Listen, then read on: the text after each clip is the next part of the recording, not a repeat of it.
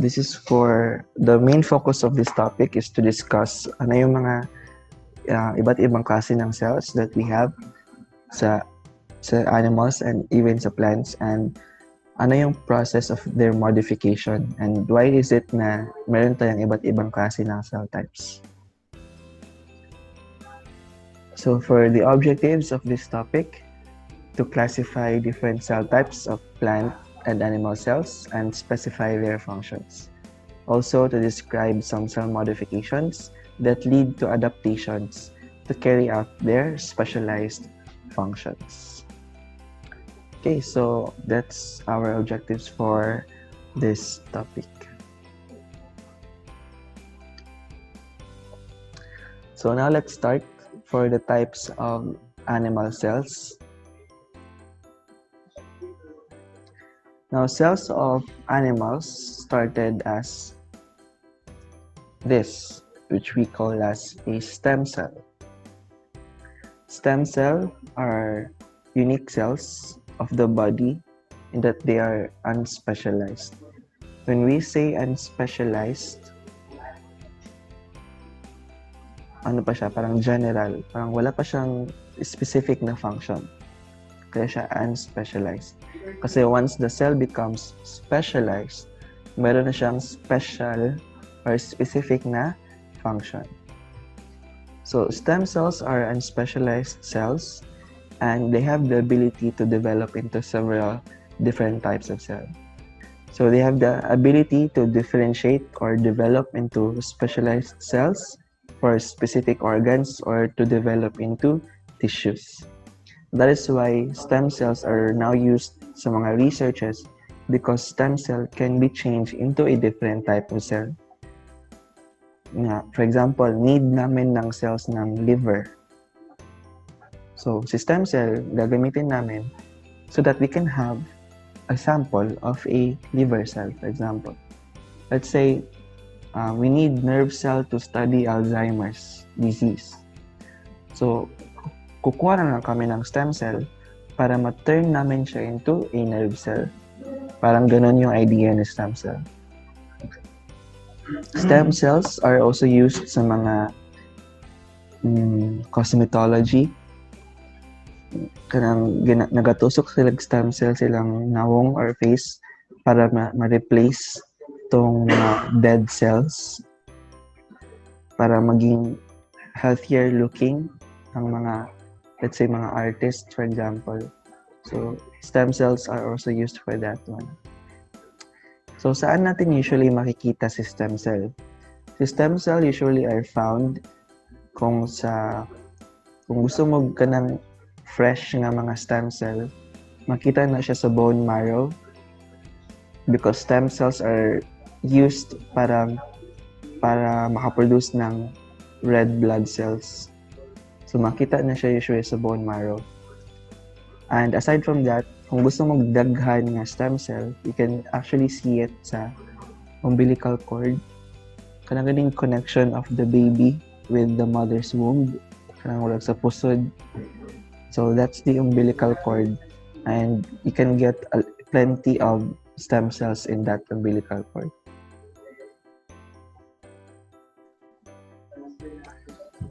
So, stem cell, again, can change into specialized cells.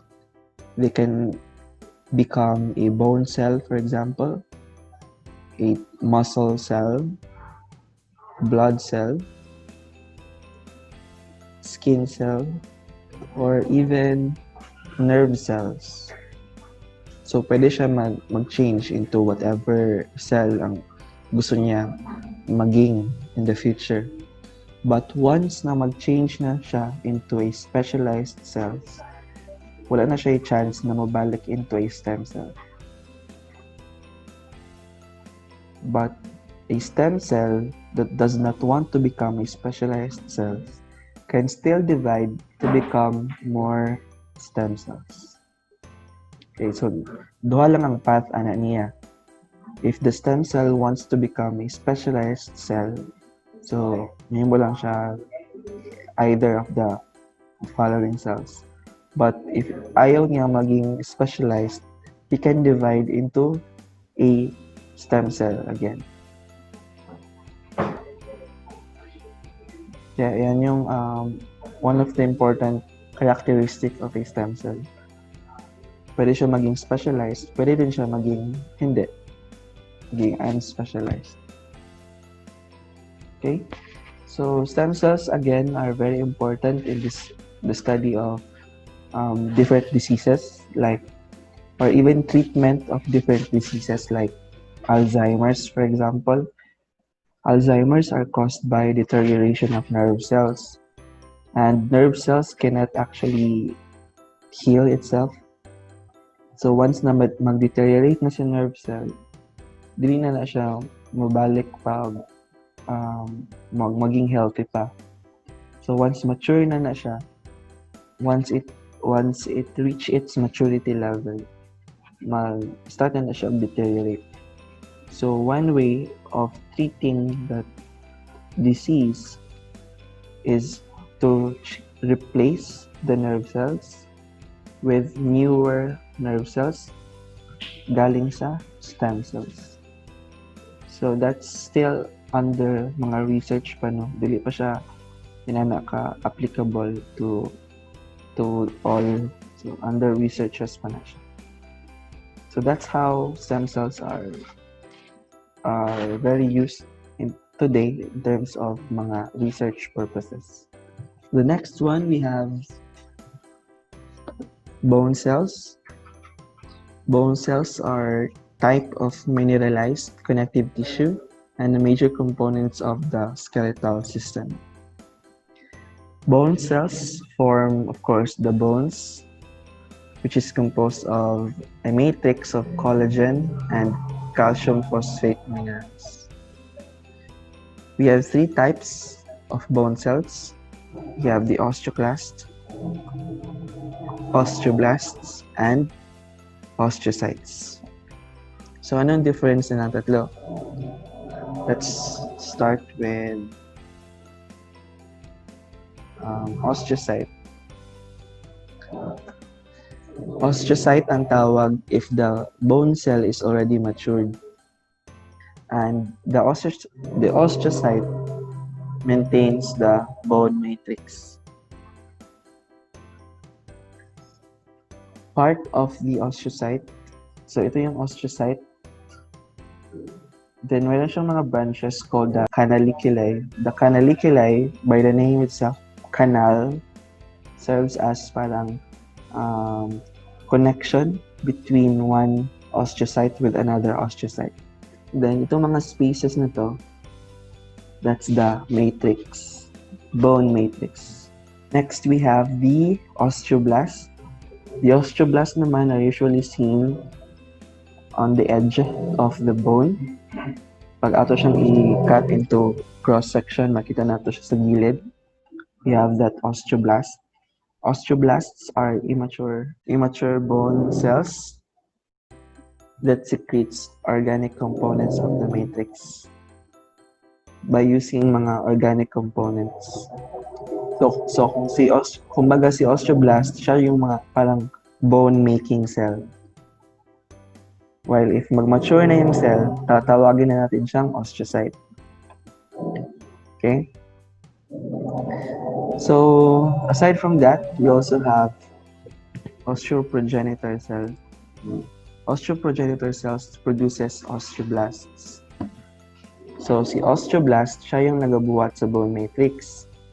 While ang nagabuhat sa osteoblast, si osteoprogenitor cell. Then we have the osteoclast.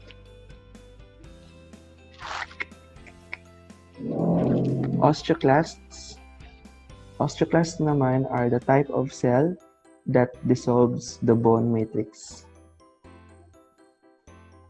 So, siya yung parang bone destroying cell. So, that's the different types of bone cells.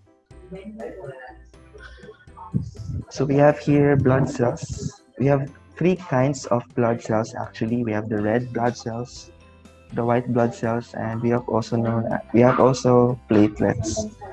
Red blood cells are also known as erythrocytes.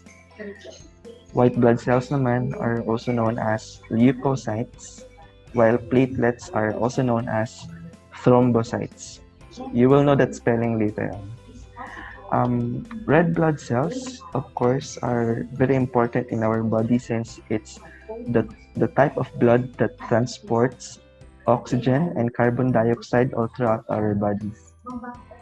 So red blood cells are, um, if we compared red blood cells with the other types of blood cells, sila yung medyo iba yung itsura kasi parang meron siyang hollow structure in the middle. So para siyang ano siya ka ng platito. Yeah. So wala ginana yung itsura no. Kana siya wala ano sa tunga or buslot sa tunga. Dili busot but or nai um or nai hollow structure dun sa middle part niya. And red blood cells are red in color because of the presence of hemoglobin. So hemoglobin is a protein mixture, or it's a protein that is rich in iron, and that iron reacts with oxygen kaya nagkakaroon ng parang reddish color. So wala siya kanang rust, 'di ba? Pag mag-react ang iron with oxygen, 'di ba mag-color siya or reddish or parang orange like ang color. So we have red as the color of red blood cells because of the presence of hemoglobin, which is rich in iron. White blood cells naman, we have actually 5 types of white blood cells, and they serve as the immune cells of our body, and their main function is to protect us from foreign objects or foreign mga cells. Platelets naman is responsible for blood clotting. So blood clotting is very important for us to be able to prevent excessive blood loss due to, for example, damaged na blood vessels or na-open nga blood vessels. So si platelet ang responsible to do the clotting.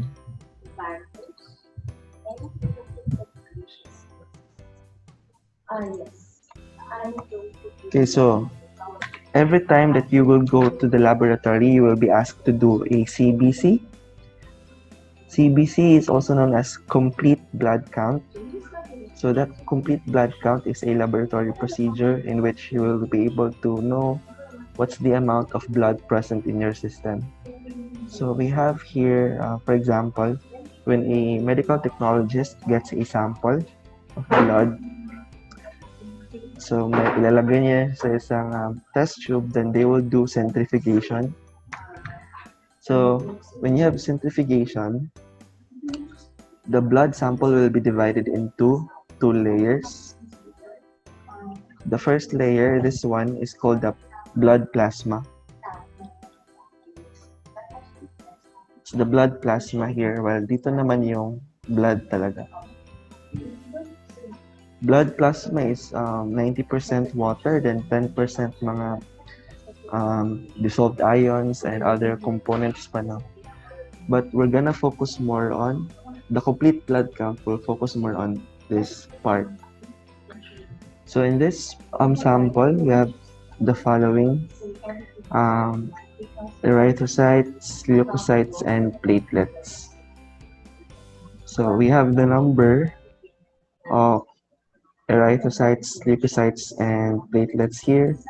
So if we're going to compare the three, mas marami si erythrocytes, followed by the platelets, then si leukocytes. But if you compare the size of the three, mas malaki ang mga white blood cells.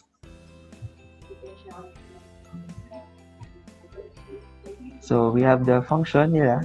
So we have transport oxygen and carbon dioxide. Bakit kasama si carbon dioxide? Because oxygen also carries carbon dioxide from the rest of our bodies to our lungs so that our lungs can exhale the carbon dioxide.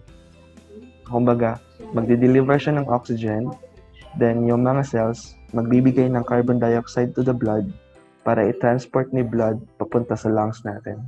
That's the time that we can exhale the carbon dioxide. Then we have the 5 types of leukocytes or white blood cells.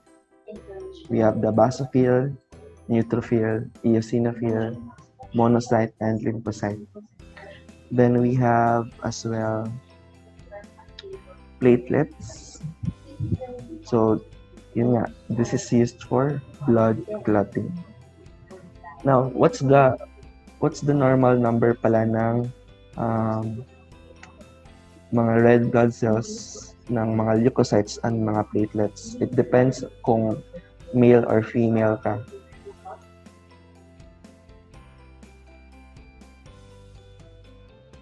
So this is the structure of red blood cells and white blood cells, including also the platelets. So erythrocytes, or also known as the red blood cells, yun nga meron silang parang hollow structure in the middle. Then we have the 5 white blood cells of monocyte, lymphocyte, neutrophil, basophil, and eosinophil. Now, if you can observe, yung dalawang white blood cells na ang pangalan nila ends with cyte, wala silang granules or yung mga pigments sa loob. When we compare it to the other one, we have the neutrophil, basophil, and eosinophil. Meron silang granules sa loob. Kaya we can actually divide them into 2. Lymphocyte and monocyte belongs to the type of white blood cells, which we call the granulocytes.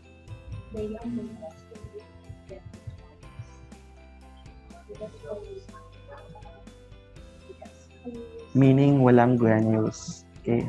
No granules. Yun yung agranulocytes. While yung mga phil naman, those cells that ends with phil, they are called granulocytes.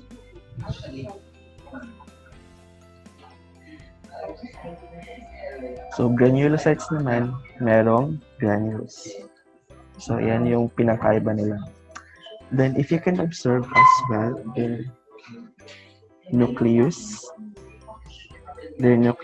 if you can observe, ang nucleus ni monocyte parang horseshoe or yung sapatos ng kabayan. So yan. Si lymphocyte naman, medyo oval shape or ovoid shape. But wala siyang parang distortion sa kanyang nucleus. Then, if you can observe naman yung mga phil, meron tayong pinakakaiba sa kanilang nucleus.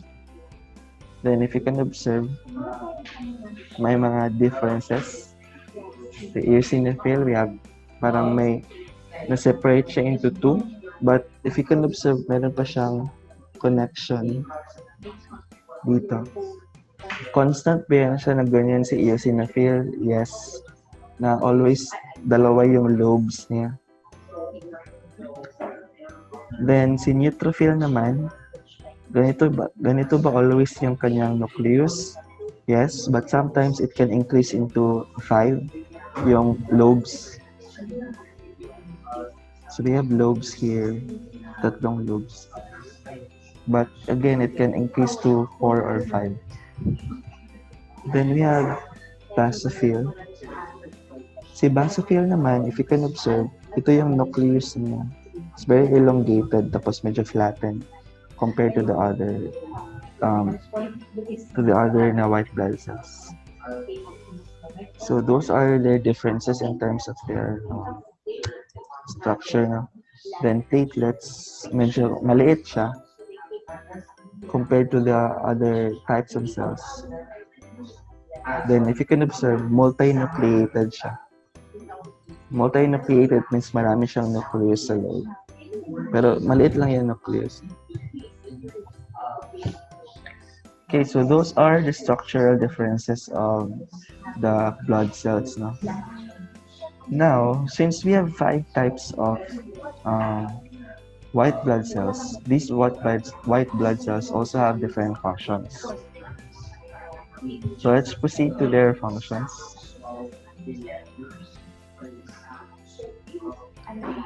So we have the 1 to 5 samples of leukocytes, and we have their lifespan. We have the size and structural differences and their function.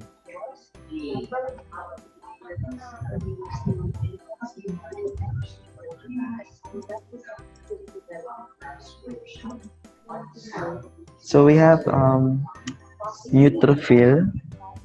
Neutrophil has a lifespan of 6 hours to a few days.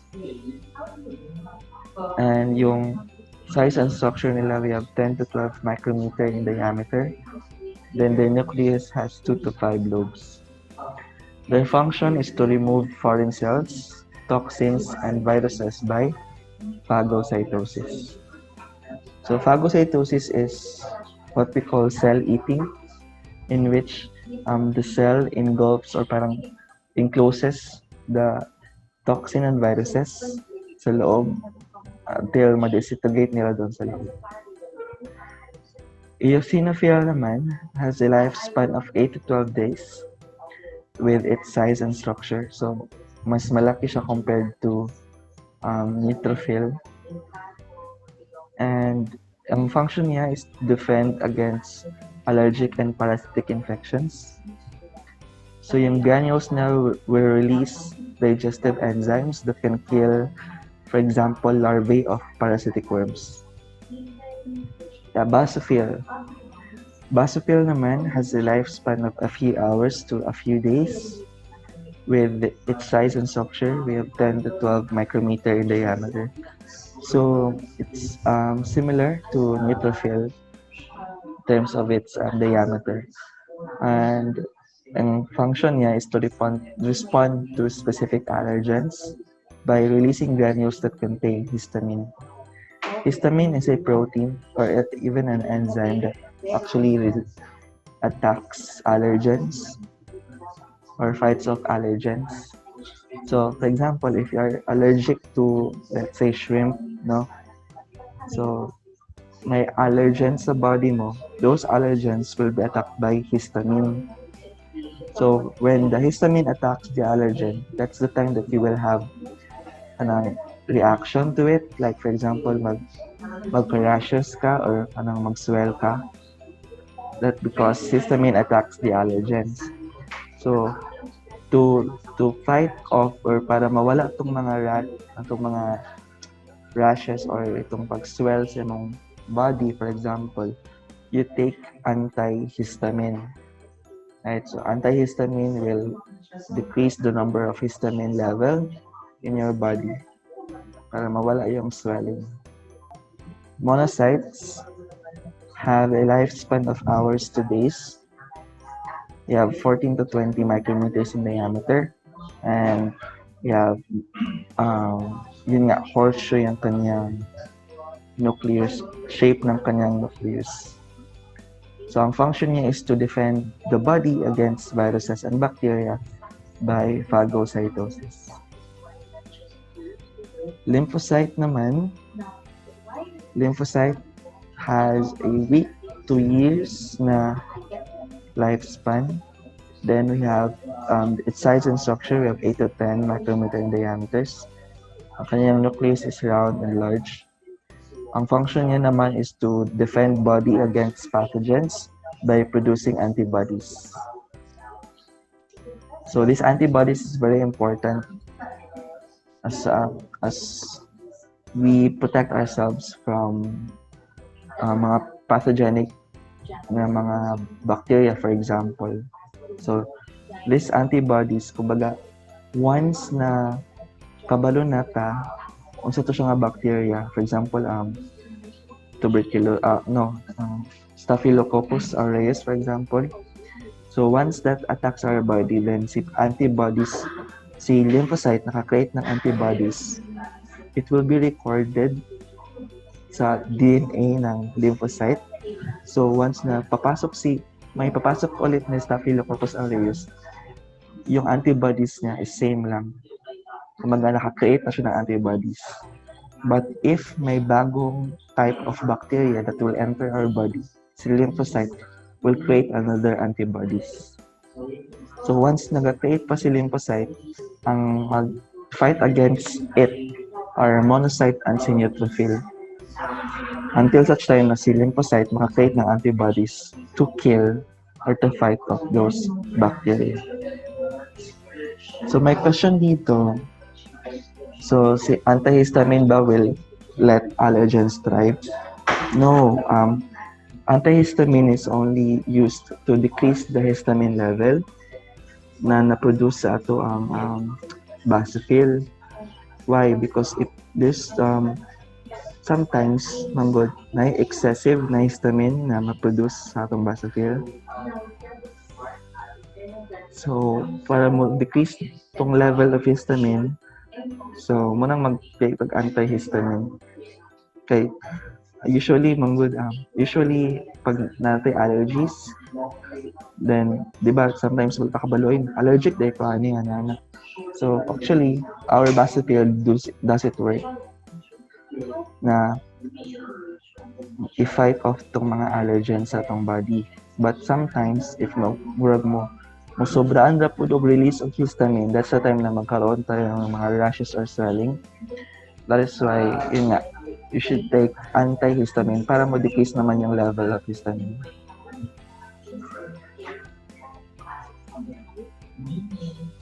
So it does not make the allergens thrive. It just decreases the level of histamine sa ato body. So with the blood cells, ang normal talaga niyan is dapat marami si red blood cells compared to white blood cells.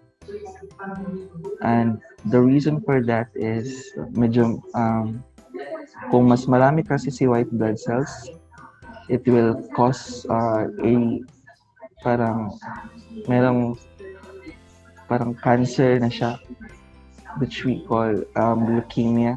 So overproduction of white blood cells, and it will be difficult now for the cells to thrive. Kasi sometimes the white blood cells will attack also the other healthy cells. So magkakaroon ng leukemia if sobra ng white blood cells. Kung kulang naman ang red blood cells, pero normal naman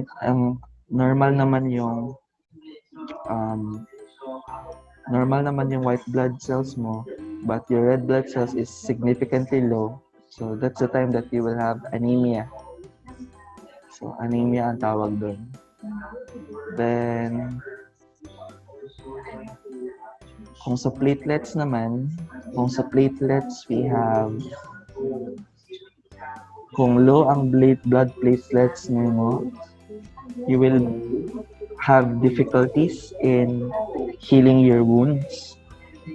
So that's the time na medyo mo hina ang imong pag-heal sa wounds. So kung masamadan ka, dili dayon siya dali maayo because low ang imong blood platelets. So pag nakay dengue, for example, it will attack the platelets kasi yung dengue virus, they will attack the platelets and they will decrease the number of platelets in your body, causing you to become vulnerable in terms of kanang masamadan ka. So dili siya dali maayo.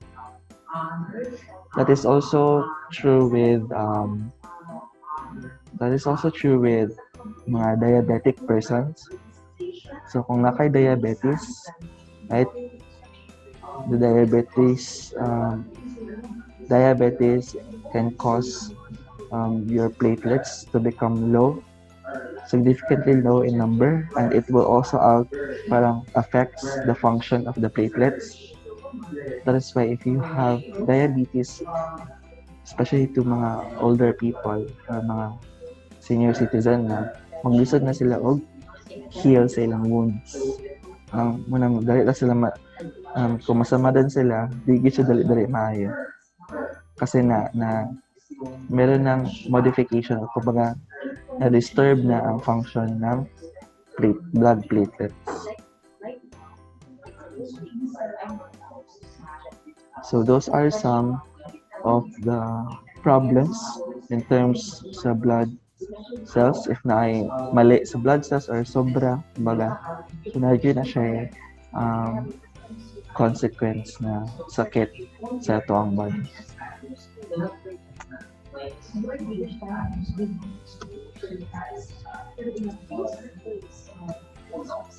So this is what the blood cells looks like under a microscope. So ganito talaga yung makikita nyo. So we have, for example, the erythrocytes. So yan yung mga parang pink in color. Then we have the platelets, which are very small. You can observe. You have the neutrophils there. Neutrophils, because they have different lobes. Yung isa tatlo, yung isa naman apat. We have lymphocyte. Bakit siya tinawag na lymphocyte? Kasi if you can observe its nucleus, medyo parang spherical or oval in shape. Well, si monocyte naman, if you can observe, para siyang horseshoe. Kasi parang may hati doon sa middle part. So that's monocyte.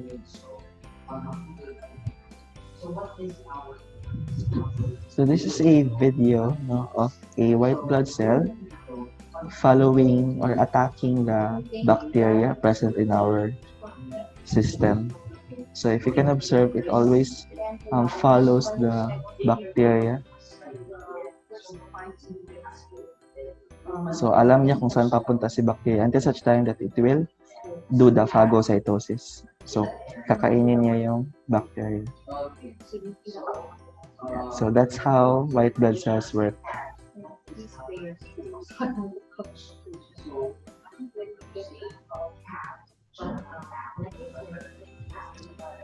So now we have the muscle cells, also called as myocytes.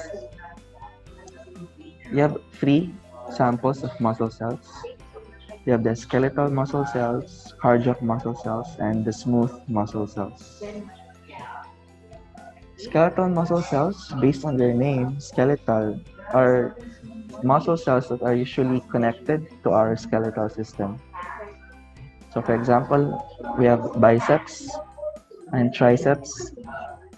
We have the gluteus maximus. We have also the pectoralis major. Those are some of skeletal muscle cells. Cardiac muscle cells are found only sa ating heart. Kaya siya tinawag na cardiac. And we have the smooth muscle cells. These are cells na not striated. Kaya siya tinawag na smooth. Kasi si skeletal and si cardiac, meron siyang mga stripes sa kanya structure. And this type of muscle cell, si smooth, is usually found sa mga body cavities, lining the body cavities, and forms the wall of many organs like kidneys, intestines, blood vessels, lung airways, and other organs.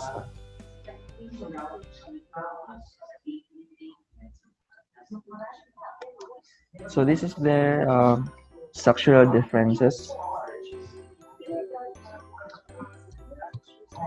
So if you can observe, si smooth, wala siyang stripes. Tapos yung kanyang structure is narrow and tapered. When we say tapered, yung parang parang ganito. So yung tapered is this portion. Para siyang pilo. So that's tapered. Then again, non-striated siya. Tapos uninucleated. When we say uninucleated, it means isang nucleus lang per cell. It occurs in walls of internal organs and blood vessels. Tapos, they are involuntary. When we say involuntary, we cannot control the movement, so they can move on their own. That's involuntary. Cardiac muscle naman has striation. If you can observe, may stripes sila dito. They're tubular and branched. So when we say branch, parang ganyan, may branching. So that's branching. So branch siya. Then uninucleated din siya. It means one nucleus per cell. They're usually found sa heart, and they are also involuntary. Now, bakit sila mayroong spaces? And why is it na mayroon silang stripes? This accounts for their movement in which they enlarge when they enlarge and they shrink when they pump blood. So in order for them to increase their size when pumping blood, they need to have spaces in between para increase silang size. Wala siya sa waiting room. Then we have the skeletal muscle. Skeletal muscle are the most common muscles sa atong body, and they are striated. They are also tubular, but this time they are multinucleated. So when we say multinucleated, marami silang nucleus. They are usually attached to the skeleton and they are voluntary, which means we can control the movement. So, meron silang striations.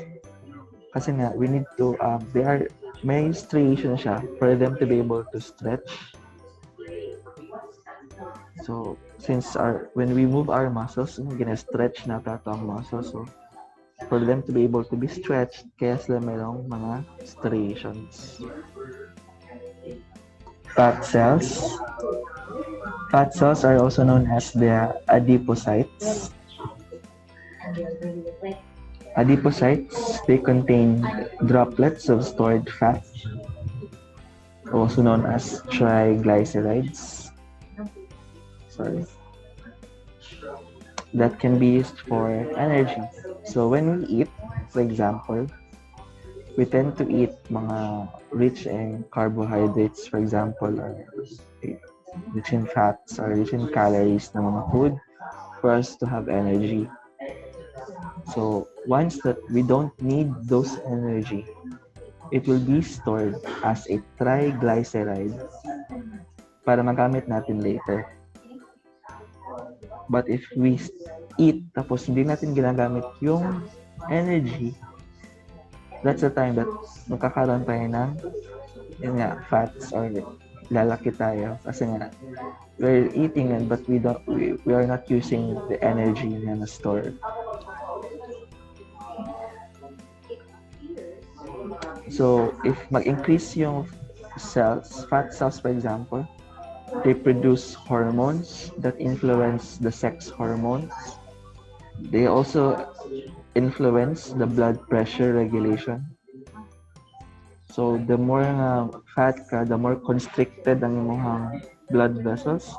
That's why medyo taas ang blood pressure.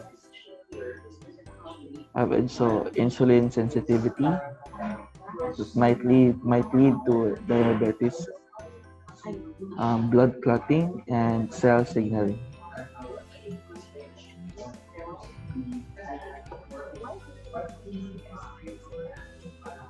So this is the structure of adipose cells. So that's the adipose cells with their nucleus. So yung mga dark na mga portions, those are actually nucleus. Ito sila.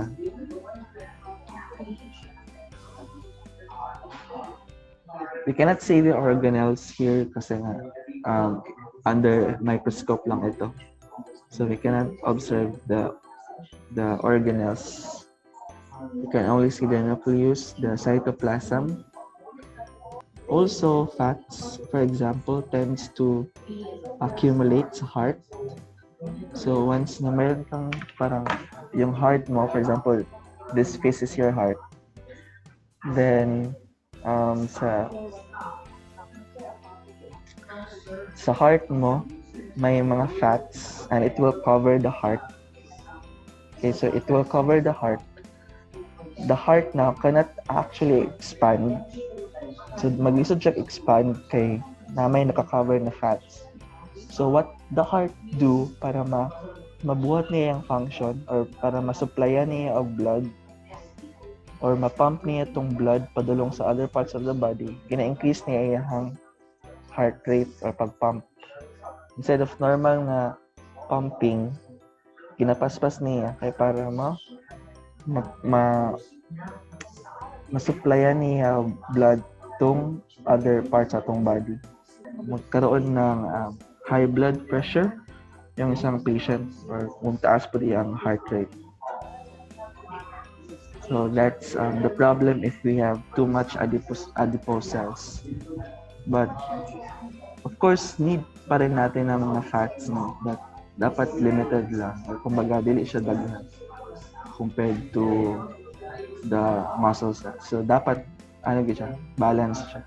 Dili po balance nga, equalize the but na fats, okay lang na fats, pero gamay lang na fats. Kaya kung muscles na po tanan, raglain na po kaya tanaw. So we have skin cells. You have actually different types of skin cells, no? So we have keratinocytes, melanocytes, Merkel cells, and Langerhans cells. So these cells are usually found sa ating skin. Keratinocytes are skin cells that produces keratin. Melanocytes produces melanin. Merkel cells are cells that can be attached to sensory neurons. Kumbaga sila yung port ng sensory neurons.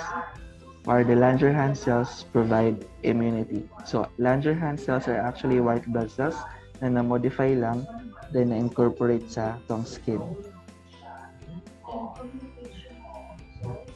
So, let's have a look of the skin cell.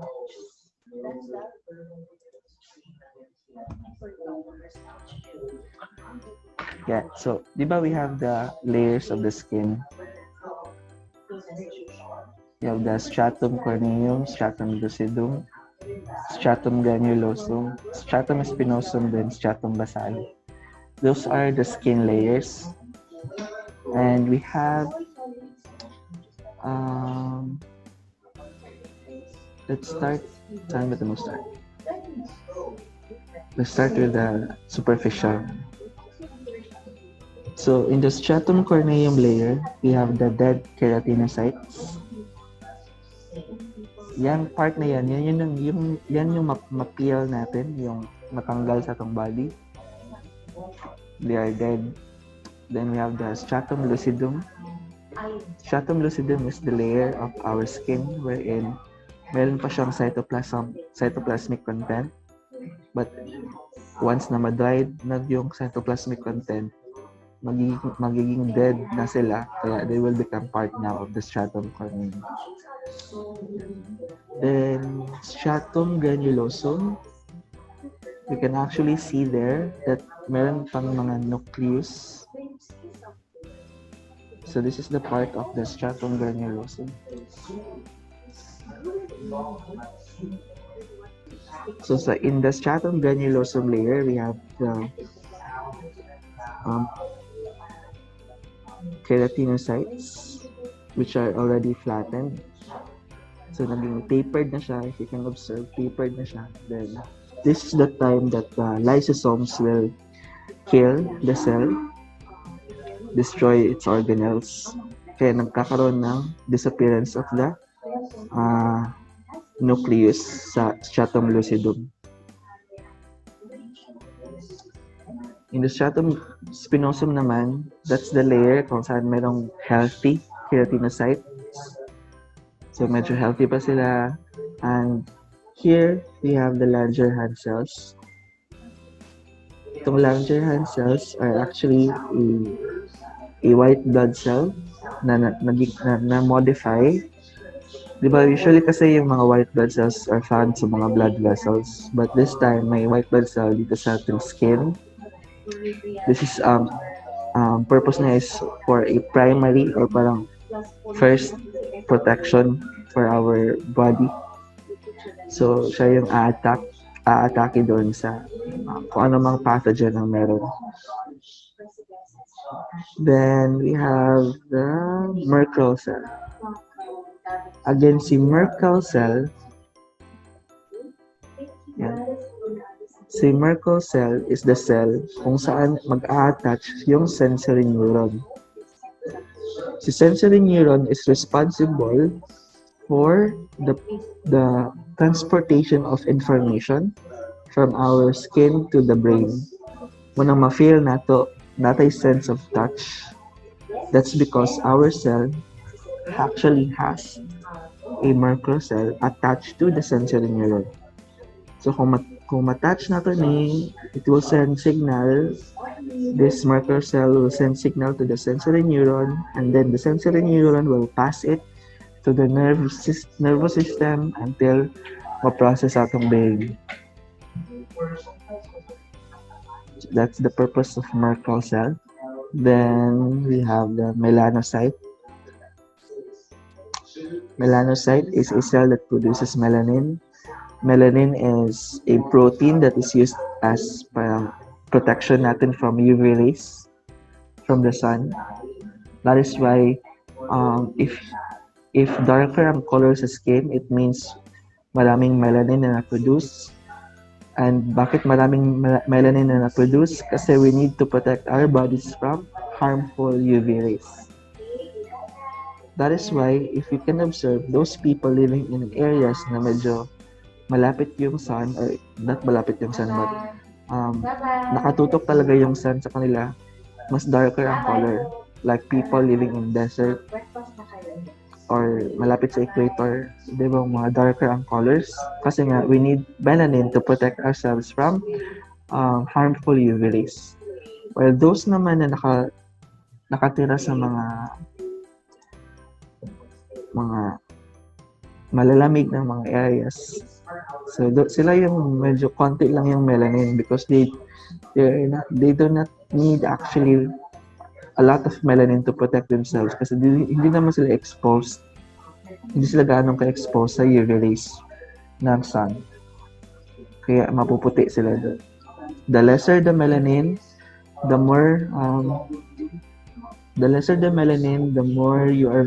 more vulnerable you are with the UV rays. And the darker the skin color, the more melanin you are producing, the more you are protected from UV rays. So, ganun yun siya. So, when you take glutathione, for example, it will actually limit the melanocyte. It limits the production of melanin. So, manang maputi pag gluta. Then we have the dermis. The dermis, that's the part where we can see the blood vessels. So, dyan makita natin sa dermis na part yung blood vessels.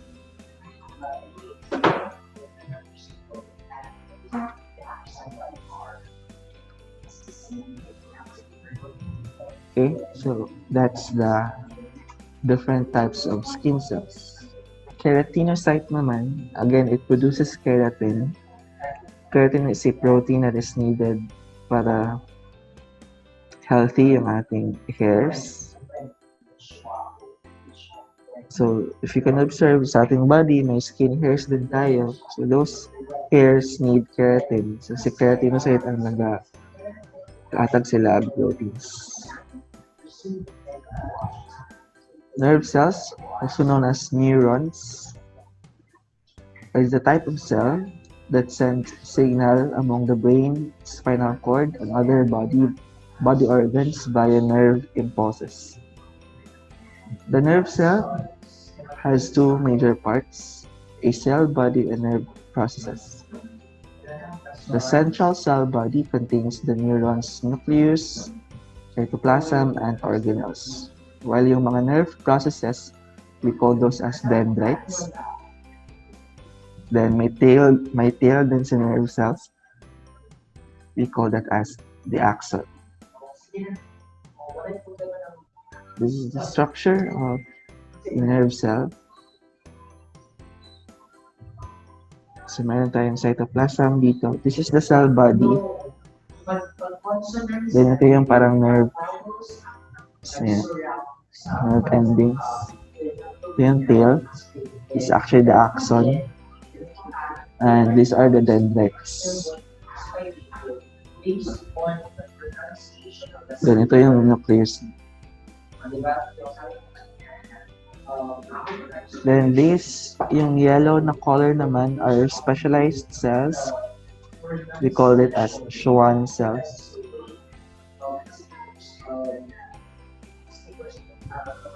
This Schwann cells protects the axon. Kasi kung hindi protected si axon, baka ma-damage siya. We cannot send the signal to the other parts of the body. So, ito yung kanyang instructions. Actually, same lang man sila ng components ng normal cell. So, we have the different organelles. So, organelles lang ito actually. Let's start dito sa taas. So, may tinatawag tayong synapses. So, meron tayong tinatawag na synapse. So, we have synapse na axosomatic.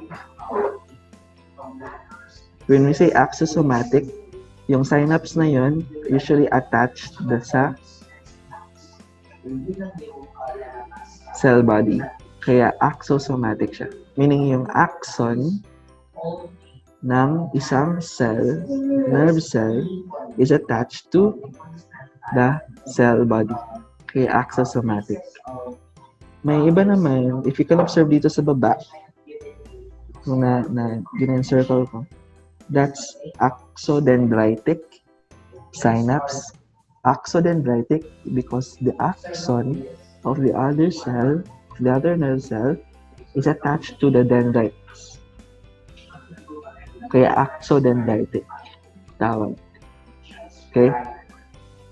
Then, dito naman, we have the axoaxonic synapse. The axoaxonic synapse is an axon attached to the axon. Okay, axoaxonic. Okay, so yun yung types of synapses. So if we're going to enlarge those synapses, so let's say enlarge natin to. Ito yung makikita natin. Yung naka-encircle. Si synapses will actually here yung mga green colored na mga structures sa loob. Those are neurotransmitters. Those neurotransmitters, they contain the information. Yung neurotransmitters na yan, they need to be passed through papunta sa brain natin para sila yung encode ng ating brain kung ano yung reaction na gagawin natin with those neurotransmitters. So they are enclosed in a vesicle para maprotektahan sila.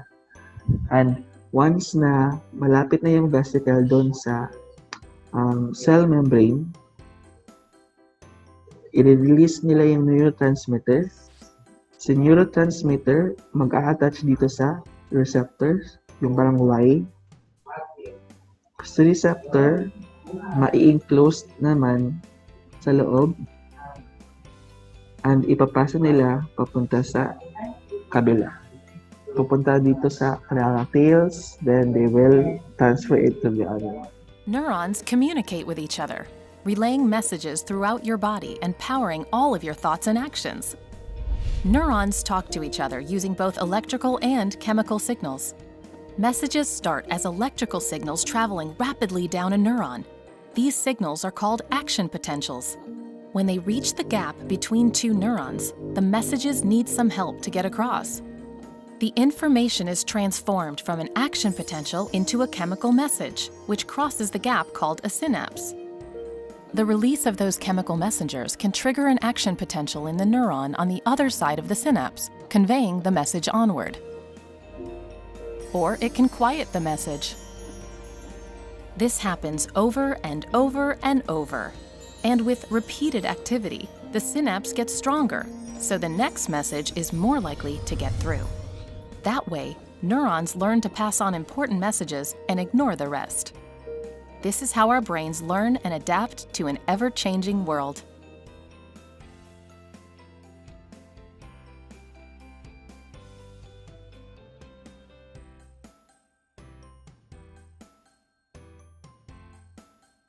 Transfer it to the other one.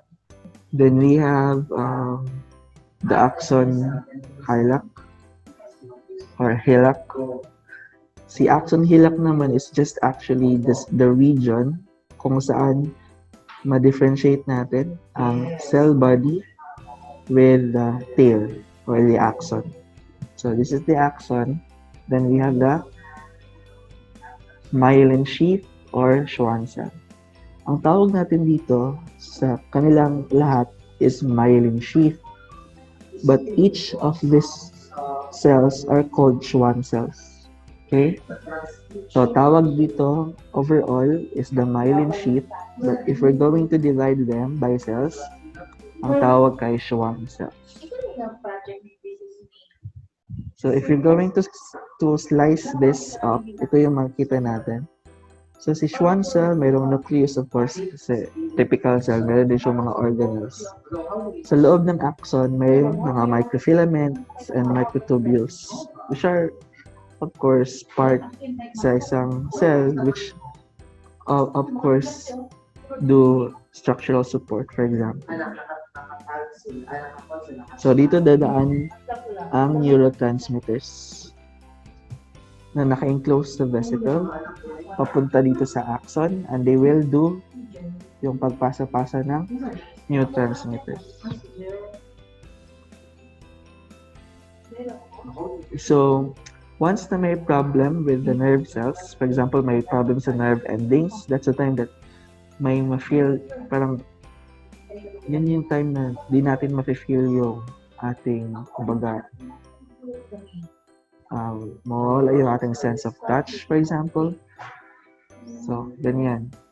May problem sa mga nerve cells. Kanang paralyzed na person. And so, may problem sa kanilang nerve cells. That's why they cannot feel their body, for example. May problem sa kanilang body. So, yan yung sa nerve cells. So, nerve cells, hindi na siya pwedeng ma-replenish unlike skin cells na pwede pa siya mapulihan ang bago nga cells. Once na mamatay sa nerve cell or ma-deteriorate sa nerve cells, wala na kita ikapuli sa iya. That is why if some people will have Alzheimer's kasi yun nga, nag-deteriorate na yung kanilang nerve cells. And it usually happens sa mga older people.